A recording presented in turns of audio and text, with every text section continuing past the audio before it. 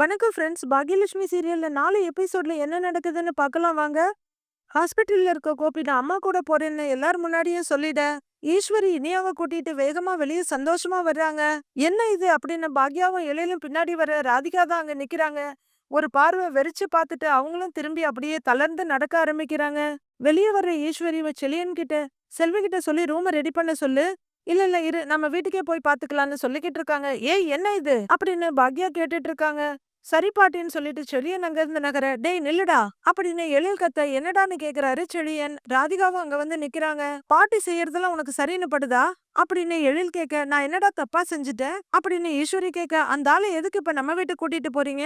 உடம்பு சரியில்லாம இருந்தாரு, ஹாஸ்பிட்டல்ல அட்மிட் பண்ணி எல்லாம் பார்த்தாச்சு, இப்ப நல்லா தானே இருக்காரு, அவரை அவர் வீட்டுக்கே அனுப்ப வேண்டியது தானே அப்படின்னு எழில் கேட்க, அவனே வரேன்னு சொல்லிட்டான், அப்புறம் உனக்கு என்ன வந்தது அப்படின்னு ஈஸ்வரி கேக்குறாங்க. பாட்டி கொஞ்ச நாள் முன்னாடி நீங்க அவர் தேவையே இல்லைன்னு சொன்னீங்க, இப்ப மட்டும் எங்க இருந்து வந்துச்சு அவர் மேல இவ்வளவு பாசம் அப்படின்னு எழில் கேக்குறாரு. உன் அம்மாவும் தான் உன்னை வீட்டை விட்டு போக சொன்னா, இப்ப உன் கூட பேசுறது இல்லையா, உன்னை வீட்டுல சேர்க்கறது இல்லையா அப்படின்னு ஈஸ்வரி கேட்க, பாட்டி அதுவும் இதுவும் ஒன்னா அப்படின்னு எழில் கேட்க, ஆமா ஒண்ணுதான் அப்படின்னு ஈஸ்வரி சொல்ல, அத்தை நீங்க பெரிய தப்பு பண்ணிக்கிட்டு இருக்கீங்க, அவரை நம்ம வீட்டுக்கு கூட்டிட்டு போறதால நிறைய பிரச்சனை வரும் அத்தை அப்படின்னு பாக்யா சொல்ல, என்ன வந்தாலும் நான் பாத்துக்கிறேன் அப்படின்னு ஈஸ்வரி சொல்றாங்க. நீங்க எமோஷனலா பேசுறீங்களே தவிர யோசிச்சு பேச மாட்டேங்கிறீங்க அப்படின்னு பாக்யா சொல்றாங்க. நான் நல்லா யோசிச்சுட்டேன், என் புள்ள என் கூட தான் இருப்பான், உன் வீட்டுல உன் கூட இருக்கிறதுல பிரச்சனைன்னா சொல்லு, நானும் சேர்ந்து போயிடுறேன், மத்தபடி நானும் என் புள்ளையும் சேர்ந்து இருக்க கூடாதுன்னு நீ சொல்லக்கூடாது அப்படின்னு ஈஸ்வரி சொல்றாங்க. அத்தை அப்படின்னு பாக்யா ஏதோ சொல்ல வர, நீ எதுவும் பேசாத பாக்யா, என் மேல உனக்கு கொஞ்சமாவது பாசம் இருந்தா, வயசான காலத்துல நான் நிம்மதியா இருக்கணும்னு நினைச்சா, நான் எடுத்த முடிவுக்கு நீ குறுக்க நிக்காத, நான் உன்னை கெஞ்சி கேட்டுக்கிறேன், என் புள்ள உயிரோட விளையாடாதன்னு கையெடுத்து கும்பிடுறாங்க ஈஸ்வரி. எங்க என் புள்ளைய பத்தி யோசிச்சு யோசிச்சு நான் போய் சேர்ற அளவுக்கு பண்ணிடாத, எனக்கு என் புள்ள உயிரோட வேணும் அப்படின்னு மறுபடியும் ஈஸ்வரி கையெடுத்து கும்பிட என்ன சொல்றதுன்னு தெரியாம சங்கடப்படுறாங்க பாக்யா. இனியாவும் செழியனும் கோபியோட திங்ஸ் எடுத்துட்டு வர கோபி வெளியே வர்றாரு. இன்னும் ராதிகா அங்கதான் நிக்கிறாங்க. ராதிகாவை பாக்குற கோபி அடுத்து பாக்யாவை பாக்குறாரு. ராதிகா முகத்துல பரிதவிப்போட நிக்கிறாங்க. பாக்யா வெறுப்போட முகத்தை திருப்பிக்கிறாங்க. ராதிகா பாக்யாவையும் கோபியையும் மாத்தி மாத்தி பாக்குறாங்க. ராதிகா நான் வர்றேன்னு கோபி சொல்ல, வா கோபி அப்படின்னு ஈஸ்வரி கோபியோட தோல்ல கைய வச்சு கூட்டிட்டு போறாங்க. செலியன் ஒரு பக்கம் தோல்ல கை வச்சு கூட்டிட்டு போறாரு. ராதிகா அங்கேயே உறைஞ்சு போய் நிக்க, எழிலும் பாக்யாவும் கூட அந்த பக்கமா பாத்துக்கிட்டே நிக்கிறாங்க. டேய் என்னடா இதுன்னு பதட்டமா பாக்யா ஓடி வர, பின்னாடி எழிலும் ஓடி வர்றாரு. அப்பா வாங்கப்பா, இனியா பேக்க கூடன்னு வாங்கி எல்லாத்தையும் காருக்குள்ள வைக்கிறாரு செழியன். ஈஸ்வரி கார் கதவை திறந்து விட கோபி உள்ளர போறாரு. என்னம்மா இது அப்படின்னு எழில் கேட்க, பாக்யாவும் பாத்துக்கிட்டு நிக்கிறாங்க. அம்மா நீ வரல எங்க கூட, எங்க போற, ரெஸ்டாரண்ட்டுக்கா, சரி சீக்கிரம் வீட்டுக்கு வந்துடுன்னு இனியாவே கேள்வி கேட்டு அவங்களே முடிவு பண்ணிட்டு கார்ல ஏற போறாங்க.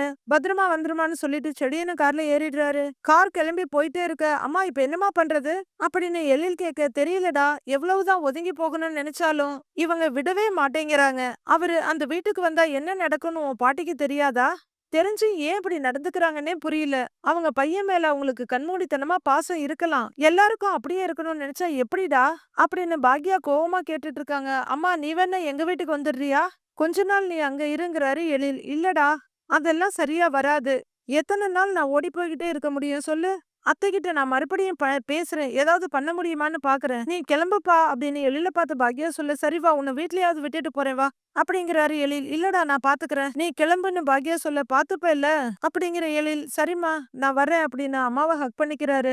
ஏதாவது நான் கூப்பிடுன்னு சொல்லிட்டு எழில் அங்க இருந்து கிளம்பிடுறாரு. பாக்யா ஐயோ அப்படின்னு தலையில அடிச்சுட்டு திரும்பி பார்க்க அங்க ராதிகா நிக்கிறாங்க. ஹாஸ்பிட்டல்ல இருந்து டிஸ்சார்ஜ் ஆகி என் கூட தானே வருவாருன்னு சொன்னீங்க, இப்ப உங்க அத்தை உங்க வீட்டுக்கு அவரை கூட்டிட்டு போயிட்டாங்க அப்படின்னு ராதிகா கேக்குறாங்க. வீட்டுல வச்சு அவ்வளவு சொன்னீங்க, கேட்காம கூட்டிட்டு போயிட்டாங்க, ரொம்ப நாளெல்லாம் அவர் அங்க இருக்க மாட்டாரு, உங்க வீட்டுக்கு வந்துருவாருன்னு பாக்யா சொல்றாங்க. ப்ளீஸ் பாக்யா, தயவு செய்து என் மேல அக்கறை இருக்க மாதிரி நடிக்காதீங்க அப்படின்னு ராதிகா சொல்ல, பாக்யா அதிர்ச்சி அடையறாங்க. நான் நடிக்கிறேன் நான் பாக்யா கேட்க, கோபி உங்க வீட்டுக்கு வரணும்னு தானே ஆசைப்பட்டீங்க அப்படின்னு ராதிகா கேட்க, நான் எங்க அப்படி ஆசைப்பட போறேன் அப்படின்னு பாக்யா மறுபடி கேட்க, ப்ளீஸ் நடிக்காதீங்க, எனக்கு ஆறுதல் சொல்றது, கோபி மேல வெறுப்பு இருக்கா மாதிரி காட்டிக்கிறது எல்லாமே நடிப்பாதான் எனக்கு தெரியுது, உங்களுக்கு இன்னும் அவர் மேல அன்பு இருக்கு, உங்க ஆள் மனசுல அவர் அங்க வரணும்னு தானே ஆசைப்பட்டீங்க, அவர் மேல அன்பு இருக்கிறதுனால தான் ஹாஸ்பிட்டல்ல ரூம் மாத்துற வரைக்கும் நீங்க அங்க இருந்தீங்க. அவர் ஒய்ஃப்னு சைனும் போட்டிருக்கீங்க அப்படின்னு ராதிகா புரிஞ்சுக்காமயே பேசுறாங்க. அந்த சைன் தான் உங்களுக்கு பிரச்சனையா?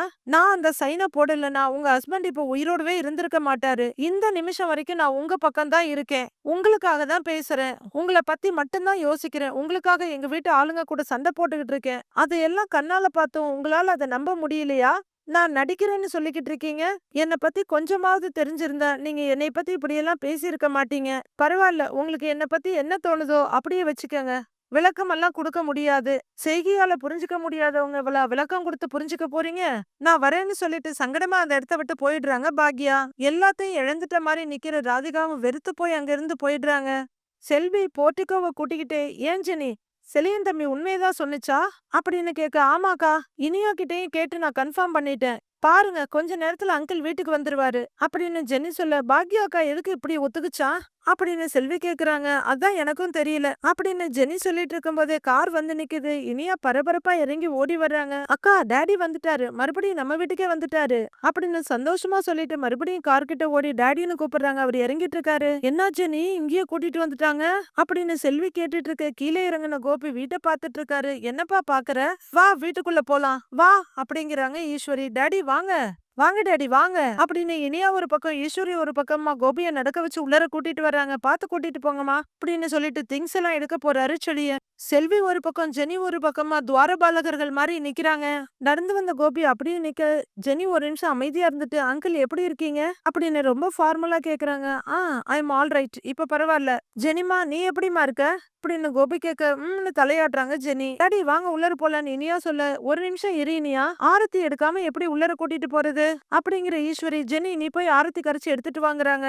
எனக்கு ஆரத்தி எல்லாம் கரைக்க தெரியாது பாட்டி அப்படின்னு ஜெனி சொல்ல, உனக்கு என்னதான் தெரியும், கொஞ்சம் மஞ்சள் எடுத்துக்க, கொஞ்சம் சுண்ணாம்பு எடுத்துக்க, அத ஒரு தட்டுல போட்டு அப்படின்னு ஈஸ்வரி சொல்லிட்டு இருக்கும் போதே அதை நீங்களே கரைச்சுக்கோங்கன்னு சொல்லிட்டு ஜெனி வெடுக்குன்னு உள்ளர போயிடுறாங்க.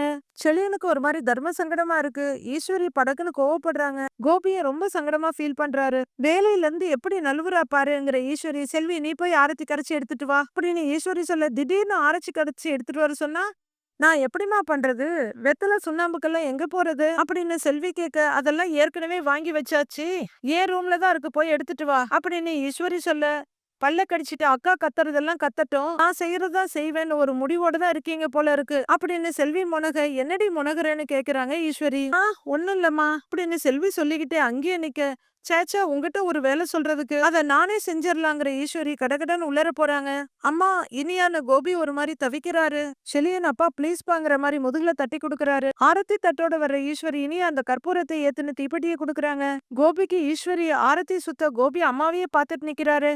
கோபியோட நெத்தியில பொட்டு வச்சுட்டு, இனிமே ஒரு குறையும் இல்லாம நீ நல்லா இருக்கணும்ப்பான்னு வாழ்த்துறாங்க ஈஸ்வரி. தட்டை இந்தான்னு செல்வி கிட்ட கொடுத்து, போய் கொட்டிட்டு வாடி போடி அப்படிங்க செல்வி தட்டை வாங்கிட்டு போறாங்க. நீ வா அப்படின்னு ஈஸ்வரி ஒரு பக்கம் கோபியோட கைய பிடிக்க அவர் கண் கலங்க வீட்டுக்குள்ள ஏறுறாரு. உள்ளர வர்றவர் ஃபர்ஸ்ட் அப்பாவோட படத்தை பார்த்து கண் கலங்க நிக்க, ஈஸ்வரி கொஞ்சம் குற்ற உணர்ச்சியோட நிக்கிறாங்க.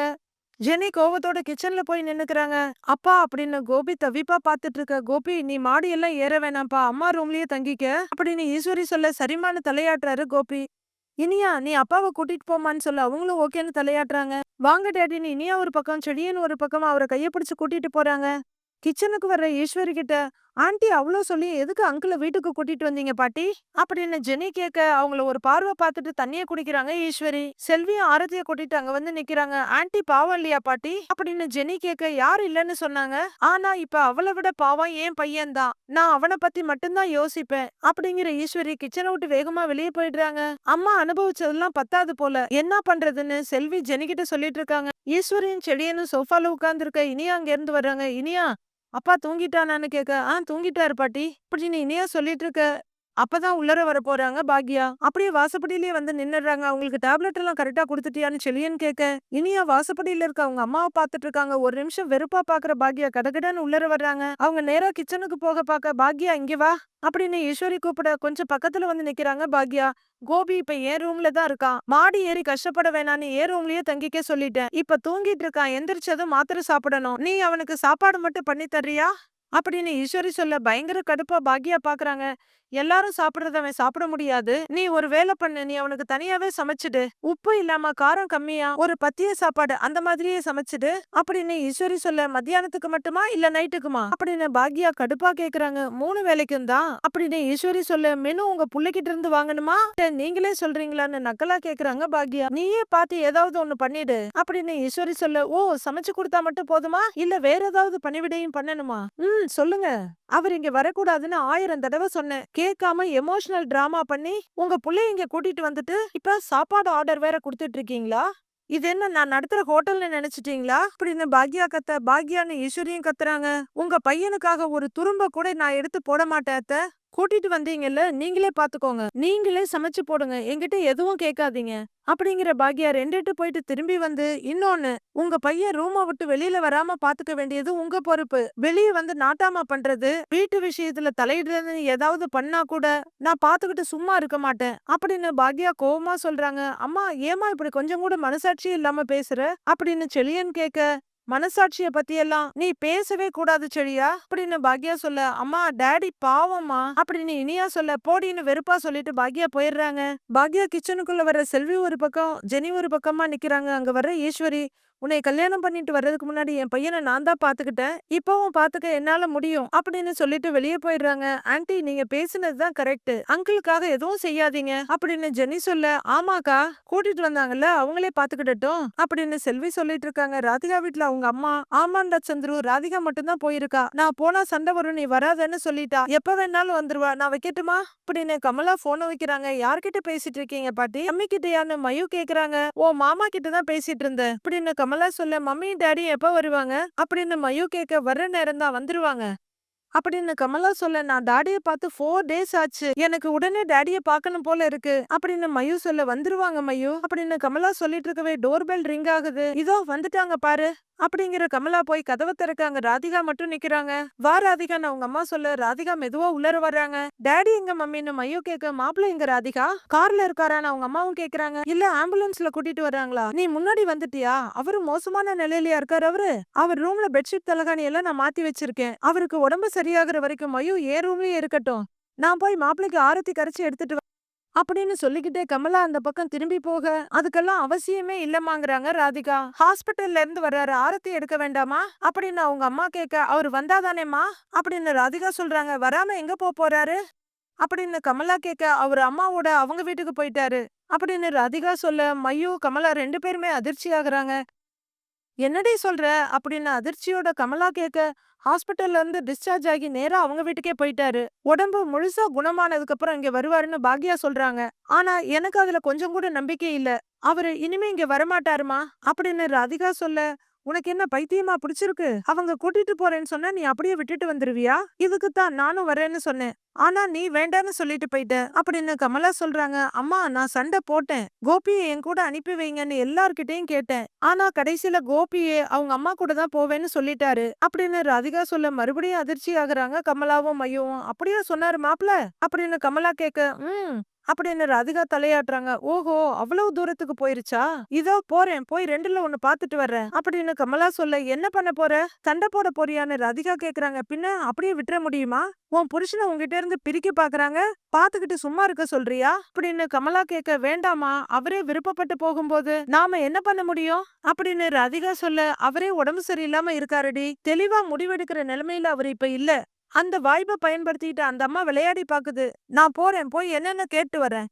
அப்படிங்கிற கமலா குனிஞ்சு பரிசெட்டுக்கு போக, வேண்டான்னு சொல்லிட்டு இருக்கேன்ல, விடுமா எல்லாம் அவரு விருப்பப்படியே நடக்கட்டும் அப்படின்னு ராதிகா சொல்ல, நீ இப்படி விட்டு கொடுத்துட்டே போய் இருக்க போய் தான் எல்லாரும் உன் தலையில ஏறி ஆடுறாங்க, இன்னைக்கு இருக்குது அந்த பொம்பளைக்கு, அந்த அம்மாவுக்கு நான் யாருன்னு காட்டுறேன், நான் யாருன்னு தெரியாம ஆட்டம் போட்டுட்டு இருக்காங்க, நான் போறேன், இன்னைக்கு நானும் அந்த பொம்பளையான்னு பாத்துறேன், நீ இரு அப்படின்னு மொபைல கையில எடுத்துடுறாங்க கமலா. அம்மா நீ இருமா, சொல்றதை கேளுமா ப்ளீஸ் வாங்குறாங்க ராதிகா. நீ இரு ராதிகா, என்னை தடுக்காத, நான் போயிட்டு வரேன் அப்படிங்கிற கமலா கடகடன்னு வெளியே போறாங்க. கையில இருக்க பேக டொப்புன்னு டீப்பாய் மேல போட்டு அப்படியே இடிஞ்சு உட்கார்ந்துடுறாங்க ராதிகா.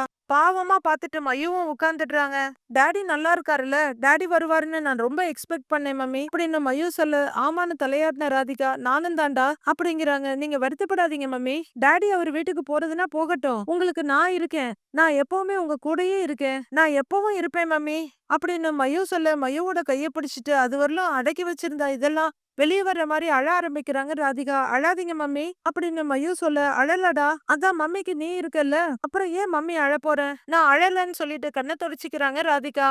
பாக்யாவும் ஜெனியும் போர்ட்டிகோல நிக்க செல்வியும் அங்க வர்றாங்க. எல்லாரும் உள்ள என்ன பண்றாங்கன்னு ஜெனி கேட்க, சார தூங்க வச்சுட்டு சுத்தி எல்லாரும் உட்கார்ந்து அழகு பாத்துக்கிட்டு இருக்காங்க அப்படின்னு செல்வி சொல்றாங்க. செலியன் என்கிட்ட நல்லா தனியா மாட்டிக்கிட்டான், புடிச்சு நல்லா திட்டி விட்டுட்டேன் அப்படின்னு ஜெனி சொல்றாங்க. செலியன் தம்பிய திட்டி என்ன பிரயோஜனம், பாட்டி போடுற தாளத்துக்கெல்லாம் செலியன் தம்பி ஆடிக்கிட்டு இருக்கு அப்படின்னு செல்வி சொல்ல, அவன் என்ன குழந்தையா, அடுத்தவங்க எல்லாரும் சொல்றத கேக்க, அங்கிள் இங்க வந்தா மட்டும் எல்லாம் சரியாயிடுமா என்ன, அங்கிள் இங்க கூட்டிட்டு வந்தா ராதிகா எப்படி சும்மா விடுவாங்க, பிரச்சனை தான் வரும் ஆண்டி அப்படின்னு ஜெனி சொல்லிட்டு இருக்க. அப்படின்னு செல்வி தலையாட்டிட்டு இருக்கும் போதே கேட்ட வேகமா திறந்து படு செம்மையா என்ட்ரி கொடுத்துட்டு இருக்காங்க கமலா. சொல்லி வாய் மூடக்குள்ள இந்தா பிரச்சனை வந்துருச்சுங்கிறாங்க செல்வி. படு வேகமா உள்ளர வர்ற கமலா பாக்யாவை பார்த்து மறைச்சிட்டு இருக்காங்க. என்னம்மா அப்படி பாக்குறீங்க, பார்வையிலேயே எரிச்சிருவீங்க போலன்னு செல்வி கேக்குறாங்க. என்ன விளையாடுறியா, உரிமை உள்ள ராதிகா அங்க உட்கார்ந்து அழுதுகிட்டு இருக்கா, நீ மாப்பிள்ளை இங்க கூட்டிட்டு வந்துட்டியா, என்ன கேட்க ஆள் இல்லன்னு நினைச்சீங்களா அப்படின்னு கமலா சத்தமா கேக்குறாங்க. இப்ப எதுக்கு வந்திருக்கீங்க, உங்க மருமகனை ஏன் இங்க கூட்டிட்டு வந்தோம்னு நியாயம் கேட்கறதுக்காகவா, அதுக்குதான் வந்திருக்கீங்கன்னா நீங்க பேச வேண்டியது என்கிட்ட இல்ல, உங்க மருமகனோட அம்மா கிட்ட, அவங்க தான் அவரை கூட்டிட்டு வந்தாங்க, அவர் இங்க வந்ததுக்கும் எனக்கும் எந்த சம்பந்தமும் இல்ல அப்படின்னு அழுத்தம் திருத்தமா அம்மா கிட்ட பாக்யா சொல்லிட்டு இருக்காங்க. நடிக்காத, எல்லாம் ஒரே களவாணிங்க தானே அப்படின்னு கமலா கத்த பாக்யாவுக்கு கோவம் வந்துருது. என்ன நடக்க போகுதுன்னு திங்கட்கிழமை பார்க்கலாம் ஃப்ரெண்ட்ஸ்.